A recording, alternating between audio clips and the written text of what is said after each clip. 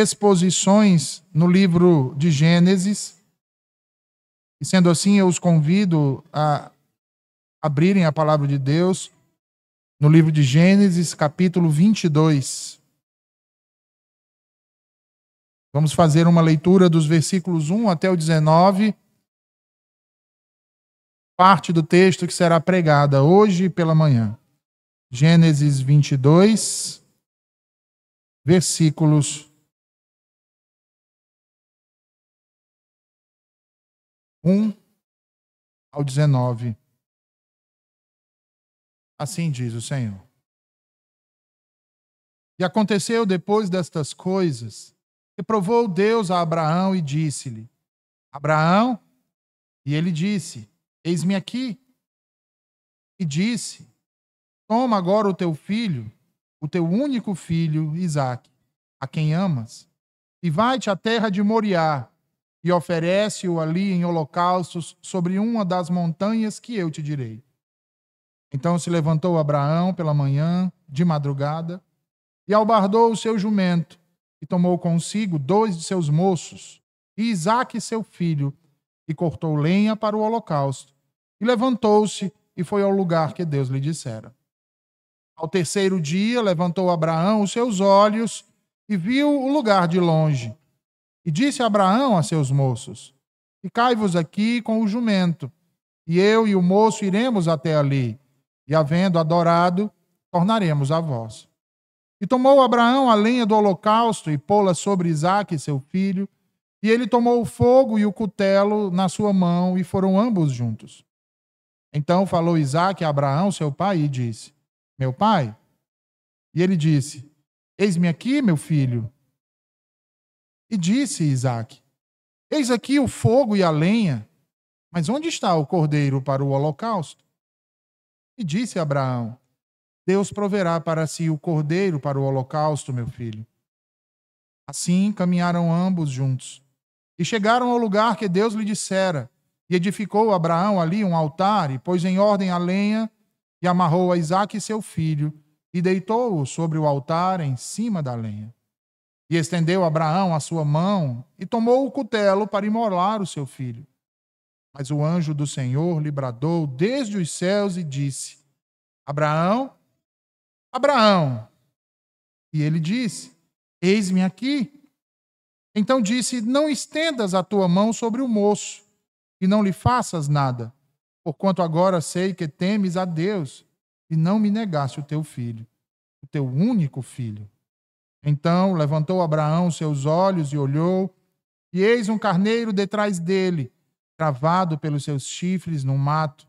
E foi Abraão e tomou o carneiro e ofereceu-o em holocausto em lugar de seu filho.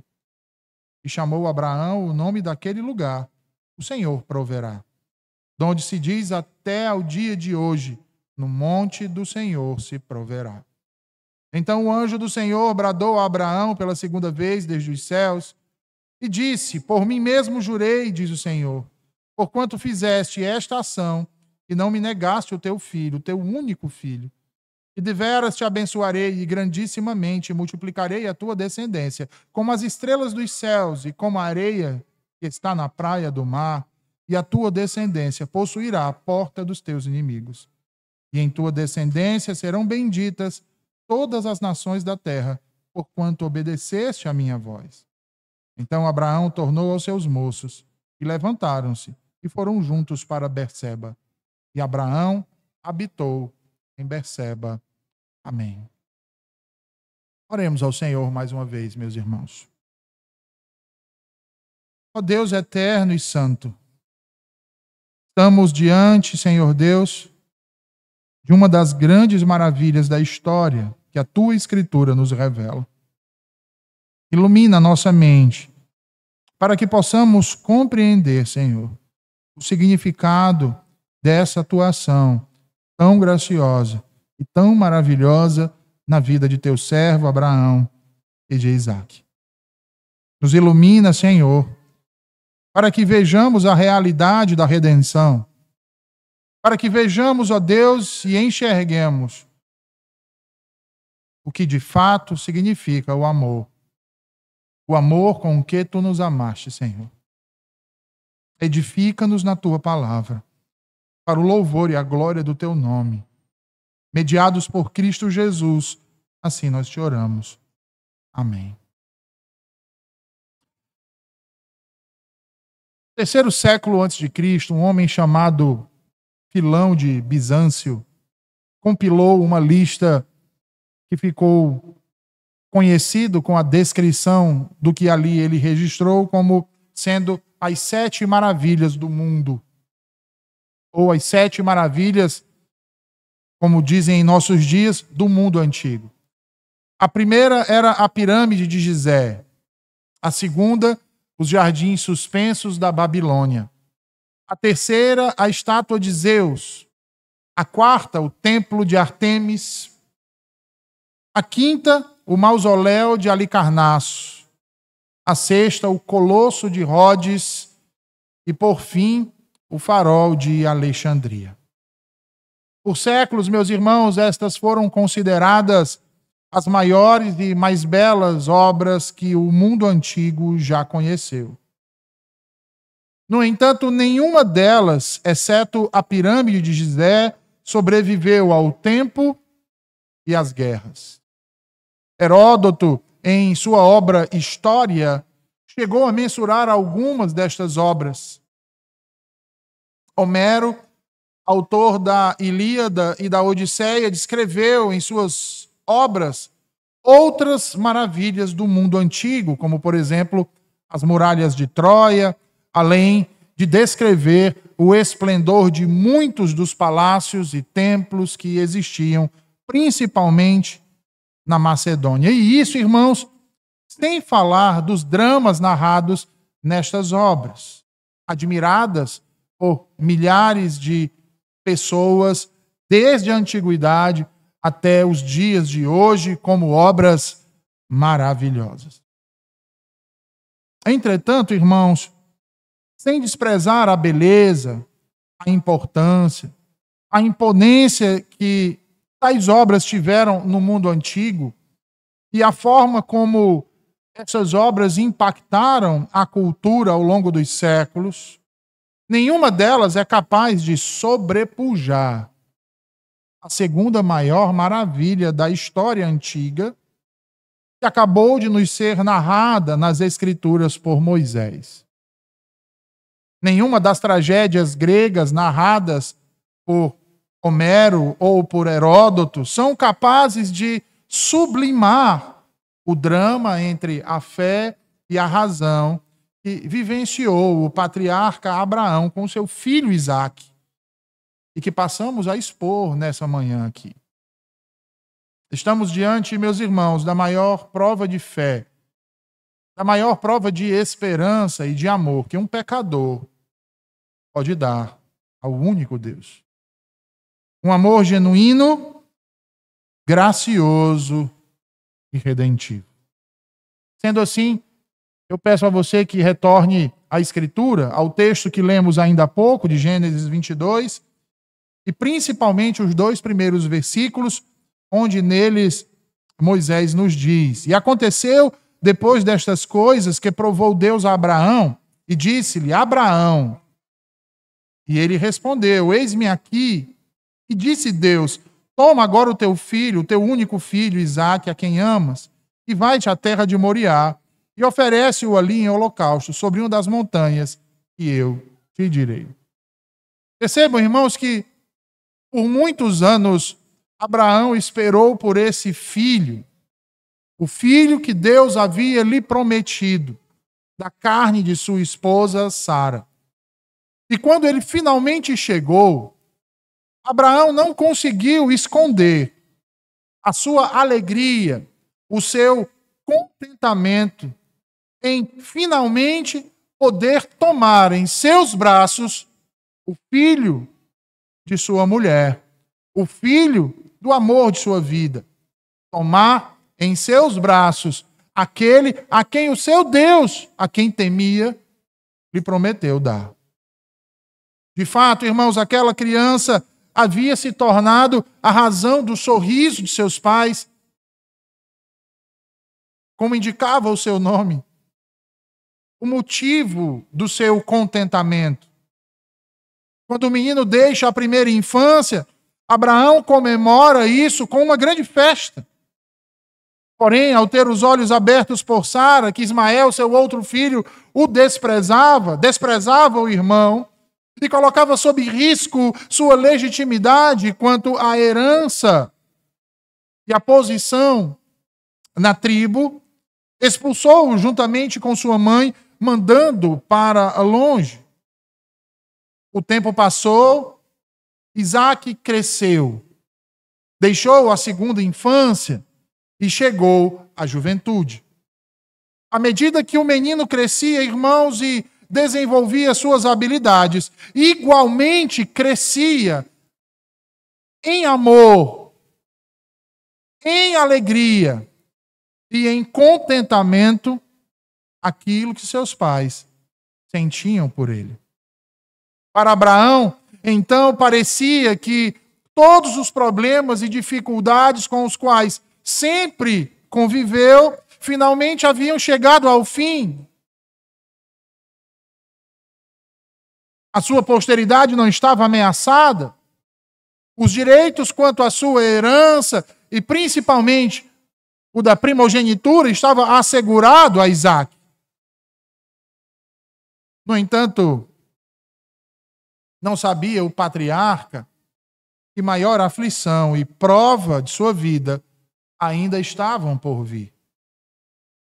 E vejam, irmãos, os tempos de paz e de bonança que muitas vezes desfrutamos em nossas vidas, principalmente depois de havermos enfrentado duras provações, fortes tentações, não são suficientes para nos eximir e nem muito menos nos proteger de outras intempéries, que certamente, irmãos, haverão de vir sobre nós enquanto ainda aqui neste mundo estivermos.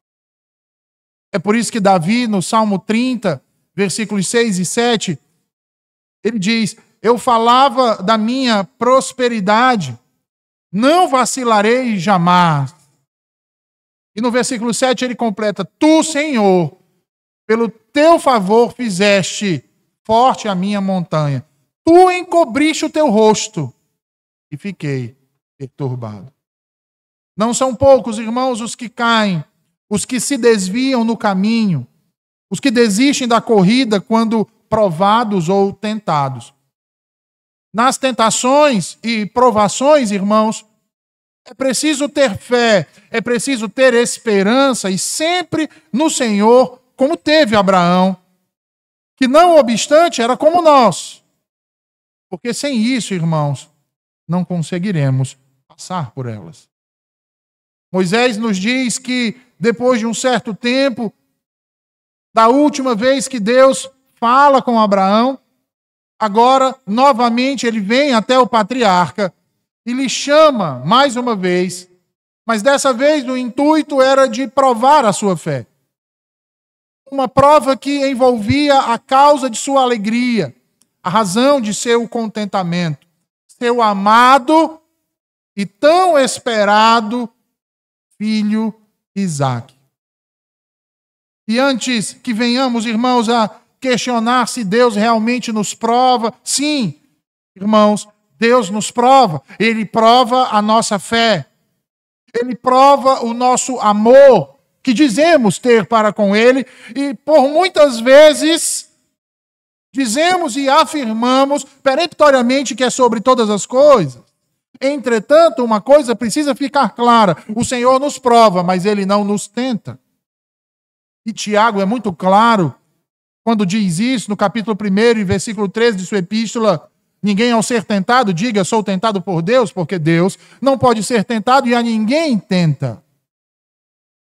Nós, quando somos tentados, o somos pelos nossos próprios sentimentos e a nossa própria fraqueza.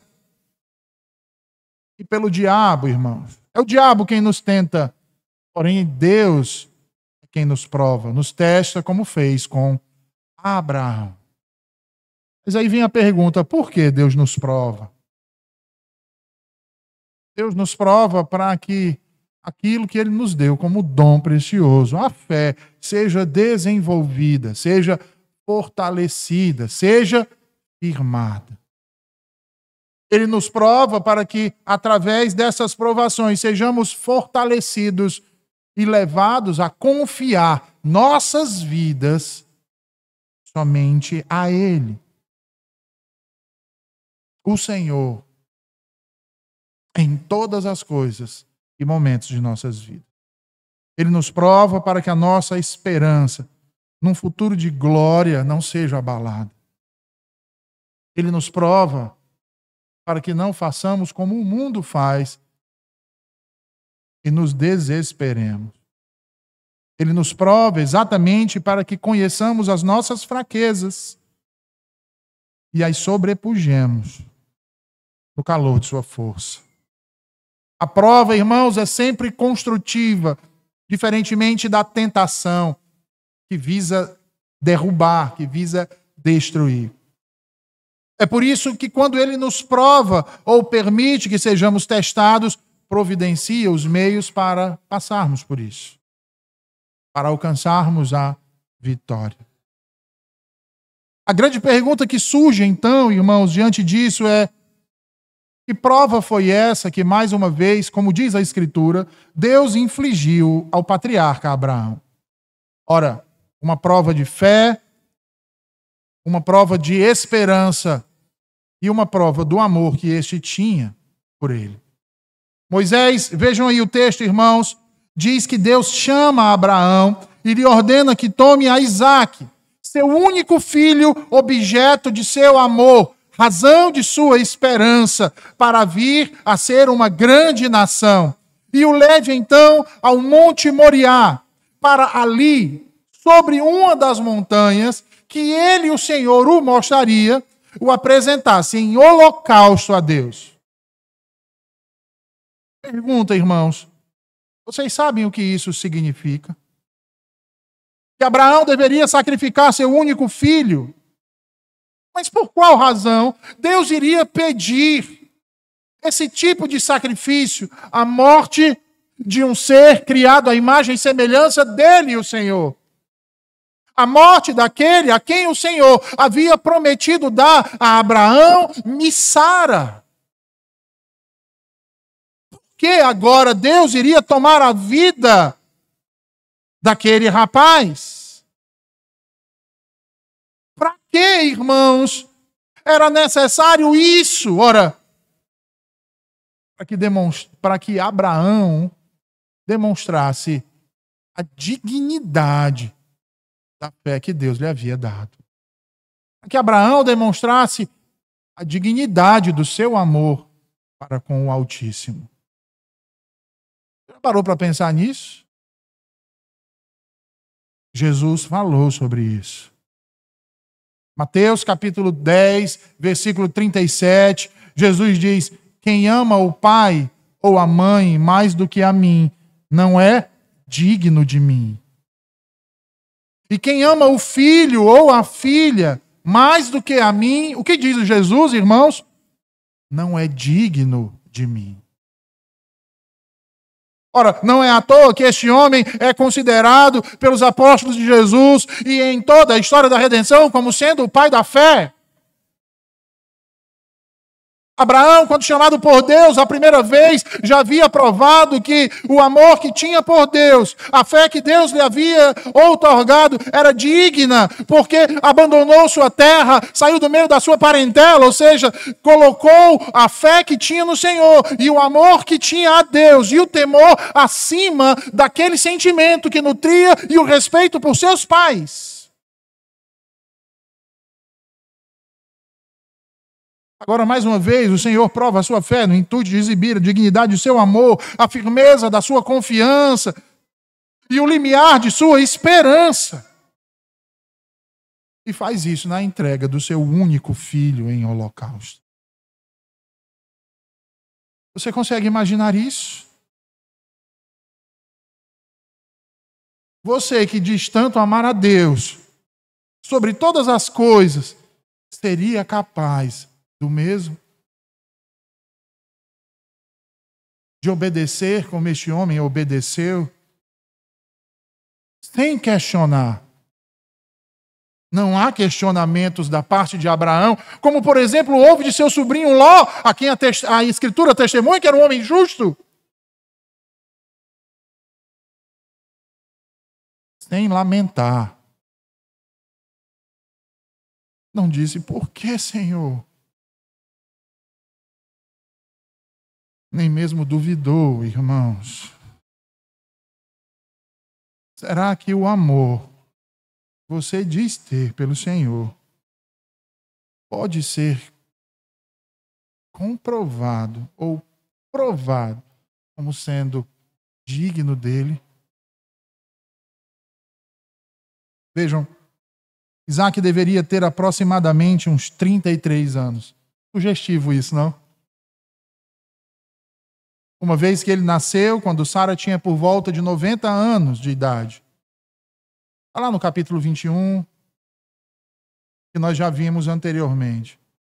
E se considerarmos o que diz a Escritura no capítulo seguinte, que ela morreu com 127 anos, pouco tempo depois deste episódio que é descrito aqui, alguns eruditos vão dizer que essa era a idade aproximada de Isaac, quando Abraão o apresenta em sacrifício. 33 anos. Moisés diz que Abraão ouviu o Senhor e no dia seguinte ele levanta bem cedo, ainda era de madrugada. Vejam aí o que a Escritura diz. Ele sela então o jumento, toma consigo 2 de seus servos e Isaque. Sai em silêncio do acampamento. Ninguém os vê. Apenas Abraão, Isaque e os 2 servos que Abraão chama para ir com eles. Eles cortam lenha e partem para o lugar que Deus lhe havia ordenado ir. Ao chegar lá, diz a Escritura que ao 3º dia, ele ergue seus olhos e vê o lugar em que levantaria o altar para o sacrifício em adoração a Deus. Não pensemos, irmãos, que essa foi uma decisão fácil de ser tomada. Não achemos, irmãos, que Abraão teve o coração turbado por suas emoções quando ouviu o que Deus lhe ordenara. Sim, certamente as suas emoções devem ter fervilhado dentro de si. Não pensemos que a mente de Abraão, simplesmente, quando Deus lhe pede isso, descansa. Não pensemos que a sua razão não o fez questionar consigo mesmo se era exatamente aquilo que Deus havia dito e ele havia entendido corretamente. Numa tentativa de se eximir do que lhe estava sendo pedido, não pensemos que ele não foi induzido a pensar em várias outras formas de fazer o que Deus lhe estava ordenando fazer, mas sem necessariamente ter que sacrificar o seu único filho. Assim como qualquer um de nós faria. Uma vez que este homem tinha os mesmos temores que nós temos. As mesmas fraquezas. Que carregava, assim como nós, irmãos, uma natureza pecaminosa, que por vezes o fez relativizar a lei do Senhor, desobedecer o Senhor, pecando contra ele. Nós vimos isso. Assim como nós, certamente, aquele homem se angustiou, aquele homem se questionou, aquele homem sofreu, pensou, cogitou em seu íntimo uma outra forma, uma outra maneira de provar seu amor a Deus. Qual pai não faria isso, irmãos?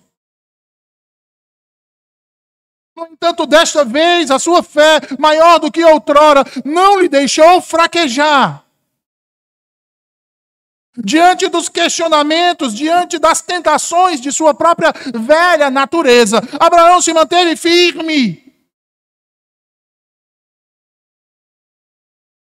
Porque ele tinha convicção de quem o havia tirado da sua terra, do meio da sua parentela, e que ele era poderoso para consumar cada uma das promessas que havia lhe feito. Ainda que isso lhe custasse por um breve tempo a vida de seu único filho. A Bíblia diz que Abraão, irmãos, sabia que Deus não deixaria seu filho na morte, mas lhe restituiria a vida.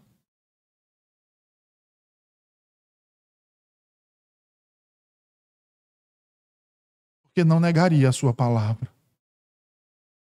Abraão sabia que o seu Deus era um Deus justo e fiel para cumprir com todas as suas promessas.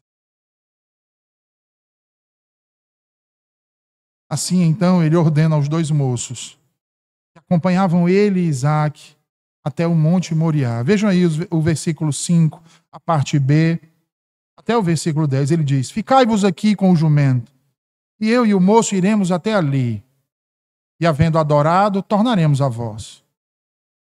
E tomou Abraão a lenha do holocausto e pô-la sobre Isaque, seu filho, e ele tomou o fogo e o cutelo na sua mão, e foram ambos juntos. Então falou Isaque a Abraão, seu pai, e disse: meu pai. E ele disse: eis-me aqui, meu filho. E ele disse: eis aqui o fogo e a lenha, mas onde está o cordeiro para o holocausto? E disse a Abraão: Deus proverá para si o cordeiro para o holocausto, meu filho. Assim caminharam ambos juntos e chegaram ao lugar que Deus lhe dissera. E edificou Abraão ali um altar e pôs em ordem a lenha, e amarrou a Isaque, seu filho, e deitou-o sobre o altar em cima da lenha. E estendeu Abraão a sua mão, tomou o cutelo para imolar seu filho. Não tem uma só vez que eu não volte os olhos para esse texto e, ao ler, automaticamente uma cena não seja gerada na minha mente. E nessa cena, irmãos, eu vejo um homem peregrino, velho, com um semblante cansado. Ele tem uma barba longa e branca. Aquele homem, em todo fim de tarde, costumava adorar o seu Deus, e o seu Deus vinha ter com ele na viração do dia. Mantinham uma comunhão tão próxima e íntima que, por vezes, o próprio Deus falava-lhe diretamente. Mas na última conversa, as palavras do seu Deus constrangem seus sentimentos, confundem a sua razão. Porque o seu Deus requer para si aquilo que era mais valioso na sua vida: seu filho Isaque. Então eu vejo aquele homem sair da tenda da adoração, irmãos, com seus joelhos trôpegos, a voz ainda embargada, e em silêncio ele vai para a sua tenda. Naquela noite ele não cumprimenta a sua esposa Sara, como de costume. Ele não abençoa seu filho antes que o mesmo vá dormir. Ele não conversa com seus servos, dando as ordens para o dia seguinte. Ele está pesaroso demais. Ele simplesmente reclina a sua cabeça e pensa como fará o que Deus havia lhe ordenado, em causar dor ao menino e principalmente à sua mãe. Aquela noite não foi fácil para Abraão, irmãos. Ele então se levanta cedo. A Escritura diz que ainda é madrugada, quando silenciosamente ele deixa a sua tenda, vai até onde está dormindo seu filho Isaque, e chegando lá, o chama. Isaque, meu filho, levante-se e me acompanhe numa missão que o Senhor me deu. Ele também chama outros 2 rapazes, seus servos. Eles saem do acampamento e ao longo do caminho eles colhem lenha, porque ele diz que a missão é para apresentar um sacrifício. Isaac está contente em ajudar o pai nessa tarefa. Está feliz em sair com seu progenitor para cumprir a missão que o próprio Deus deu a ele. Ele não se despede de sua mãe. Ele não faz nenhum alarde.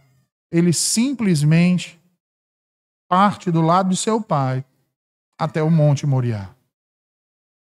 Eles saem de casa sem fazer nenhum barulho, antes que o acampamento acorde. Numa jornada de 3 dias, irmãos, até chegarem diante da montanha que Deus havia dito a Abraão que lhe mostraria. Qualquer semelhança com o primeiro chamado de Abraão não é mera coincidência. No caminho, então, Abraão troca uma só palavra com seu filho, o único filho agora, tão desejado, tão amado. Porque Abraão não troca nenhuma palavra com Isaac. Abraão teme as palavras, porque o seu coração está carregado demais para falar nesse momento. Ele teme que seus afetos se aproveitem de suas palavras, externando suas fraquezas, seus temores, a sua aflição. Quão grande angústia, irmãos, experimentou aquele homem. Quão tremenda dor não infligia seus olhos cada vez que olhava para seu filho, seu belo e vigoroso Isaque. E provavelmente naquela caminhada ele olhava para ele e lembrava desde o dia em que ele nasceu e tomou em seus braços e acompanhou os seus primeiros passos, o viu crescer, o viu sorrir e fazê-lo sorrir a ele e sua mulher. Cada sorriso do seu filho ao olhar para ele, de modo intrigante, sabendo que havia algo com o seu pai, e sorrir na tentativa de apacentar o seu coração. Na verdade, a cada sorriso do seu filho, seu coração se desvanecia, lembrando do que o Senhor o havia mandado fazer. Imolar seu único filho, um sacrifício agradável ao Senhor. Você, pai, você, mãe, pode sentir um pouco do que sentiu esse homem olhando por alguns segundos para o seu filho, trazendo à sua memória agora tudo aquilo que você vivenciou com ele desde o dia que tomou-o pelos seus braços a primeira vez. Talvez você consiga imaginar, então, a angústia de alma desse pai ao andar lado a lado com seu filho amado, de quem ele será o seu executor. Você consegue enxergar como o sofrimento desse pai supera todas as margens de sua alma. Moisés diz que, em um determinado momento, ao chegarem em Moriá, Abraão eleva os olhos e Deus lhe mostra o lugar em que deveria erguer o altar e apresentar Isaque como holocausto.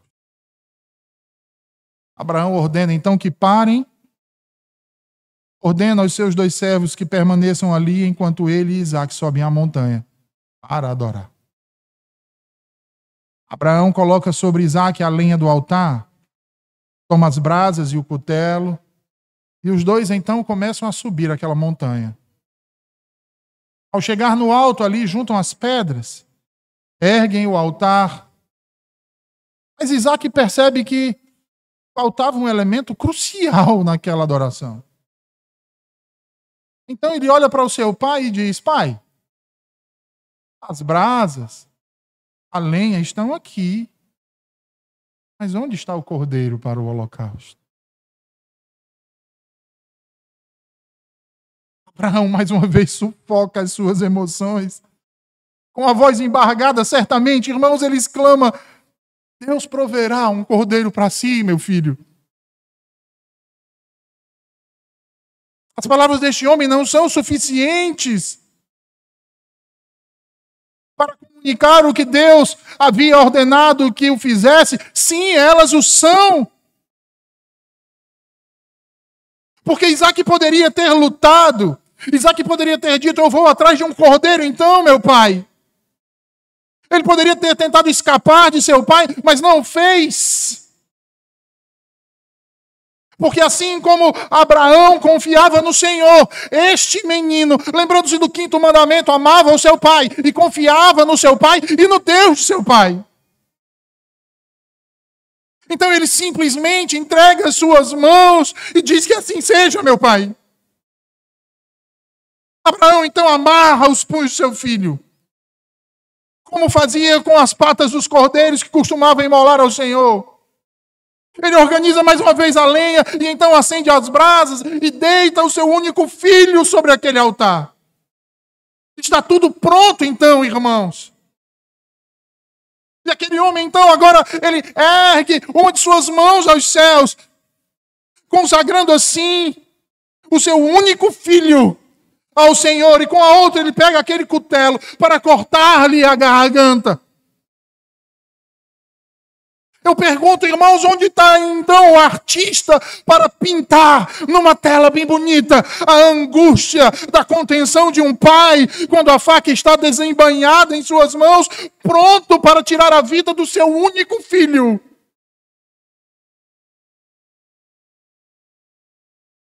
E no momento exato, ele não consegue imolá-lo. Não porque ele voltou atrás de sua decisão. Não porque na hora H ele se acovardou, ele teve medo. Mas porque foi impedido. A Escritura diz que quando Abraão tomou aquele cutelo para imolar Isaque, irmãos, uma voz brada do céu. Não era qualquer voz. A Bíblia diz que era a voz do anjo do Senhor. Uma referência àquele que haveria de vir. O Cordeiro de Deus que tira o pecado do mundo. E a voz brada dos céus e diz: Abraão, Abraão, não estendas a tua mão sobre o moço, não lhe faças nada. Por que o anjo do Senhor o impediu? Por quê, irmãos? Vejam aí o versículo 12. A razão do porquê o anjo o impediu. Porquanto agora sei que temes a Deus. Não me negaste o teu filho, o teu único filho. Lembra do que Jesus disse, irmãos? Quem ama o pai ou a mãe mais do que a mim não é digno de mim. E quem ama o filho ou a filha mais do que a mim não é digno de mim. A fé de Abraão tornou-se digna do amor de Deus. Deus estava mostrando para Abraão, para cada um de nós, a dignidade do amor provém dele. Meus irmãos, Deus impediu que Isaque, filho de Abraão, fosse morto. Mas prestem atenção, não impediu o sacrifício. Sabe por quê? Deus proveu um substituto para o sacrifício. Vejam aí o que diz a Escritura. Então levantou Abraão seus olhos e olhou, e eis um carneiro detrás dele. Detrás de quem, irmãos? De Isaque. Travado pelos seus chifres no mato. E foi Abraão, tomou o carneiro e ofereceu-o em holocausto, em lugar de seu filho.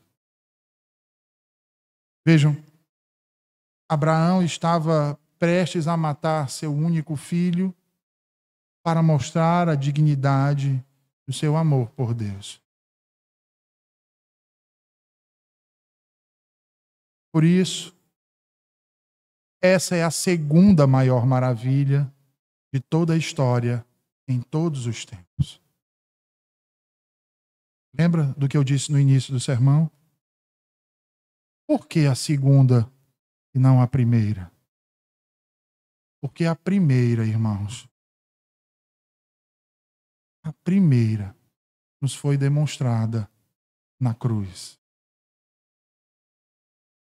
Porque Deus amou o mundo de tal maneira que deu o seu único filho em sacrifício, para que todo aquele que nele cresce não perecesse, mas tivesse a vida eterna. Diferentemente de Abraão, Deus Pai sacrificou o seu único filho por amor a nós, pecadores. Talvez agora você entenda por que o maior mandamento que Jesus ensinou foi o amor. Porque como profetizou Isaías, lá no capítulo 53, versículos 10 e 11, agradou ao Senhor moê-lo, fazendo-o enfermar. Quando a sua alma se puser por expiação do pecado, verá a sua posteridade, prolongará os seus dias. E o bom prazer do Senhor prosperará na sua mão. Ele verá o fruto do trabalho da sua alma e ficará satisfeito. Com seu conhecimento, o meu servo, o justo, justificará a muitos, porque as iniquidades deles levará sobre si. Você pode imaginar a grandeza desse amor que fez o Deus eterno não apenas colocar o seu filho sobre o altar, mas agora realmente cumprir o que estava escrito e traspassar a faca sacrificial no coração do seu unigênito. Quão incomparável e digno é o amor de Deus para com a raça humana, porque realizou em ato, irmãos, o que Abraão fez em intenção. Esse sim é um amor incondicional. Abraão, rendido às obras do Altíssimo em sua vida, demonstra todo o seu amor, toda a sua fé, toda a sua esperança neste ato. Uma vez que ele tinha convicção, pelo que Deus lhe havia revelado, de que era poderoso para que, ainda que Isaque fosse morto, o ressuscitasse. Paulo diz isso em Hebreus 11, 18. Mas Deus rendeu-se ao quê, irmãos? Se Abraão rendeu-se às obras de Deus, Deus se rendeu ao quê, irmãos? Para nos dar o seu único filho. Que obras temos eu e vocês a apresentar a Ele que nos façam dignos do seu amor? Nenhuma.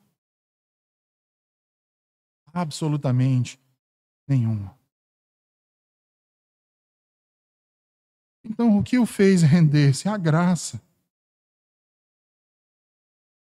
Não somente pela graça que Ele nos amou. E é por isso, irmãos, que nada pode suplantar, igualar ou superar a maravilha do amor. O amor com que Deus nos amou no seu Filho. Hoje talvez você aprenda e veja o porquê que Jesus chega para os seus discípulos e diz que é no amor de uns para com os outros que todos verdadeiramente os reconheceriam como seus discípulos. Como seus discípulos. Que seja então assim, irmãos, como foi para com Abraão. A Escritura diz que, após isso, Deus então abençoa Abraão grandissimamente. Multiplica a sua descendência como as estrelas dos céus. Em Isaque, o filho da promessa, que era sombra do verdadeiro filho da promessa, Jesus, o Senhor Deus, tomou para si um povo que não era seu povo. Em Cristo, todas as nações se curvam diante do Altíssimo, na pessoa do unigênito, que morreu no nosso lugar. E tomou a nossa morte, a morte de Isaac, para nos dar a vida, a sua vida eterna. Vamos orar?